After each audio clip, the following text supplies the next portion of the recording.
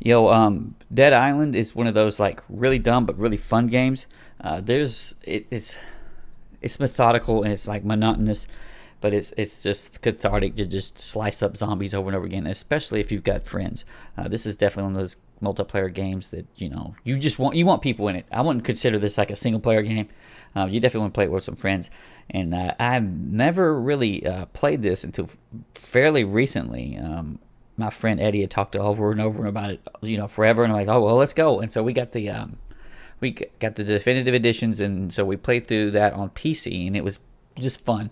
A little dated graphically, but it still looks decent. And just lopping the freaking zombie's head off, and like this kind of weird bullet time just never gets old. And I end up to people like, even if they're on the ground, I would just like, oh, he's clearly dead. Let me make him more dead and lop his head off. And I loved it. And I played the I guess she's a Chinese lady or whatever.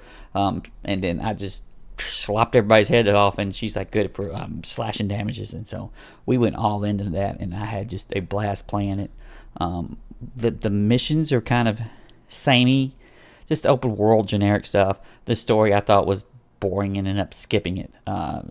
Throughout the whole series, I ended up skipping the story, but it's just fun. It's fun to collect the money and then and collect the little recipes, and then like, oh well, I want my freaking cool sword to like do electricity, or I wanted to do fire, and then you could go and upgrade these different things with these little on your crafting bench. And then another cool thing is that while the zombies level up and your tools slowly become out of dated, you still feel like it's kind of your stuff, because even if you break them or whatever and you can't use them, you can just go back and repair them.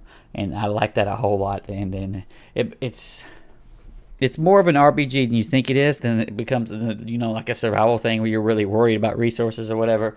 You just make sure your weapons and stuff are stacked up and things, and then just go and kick butt.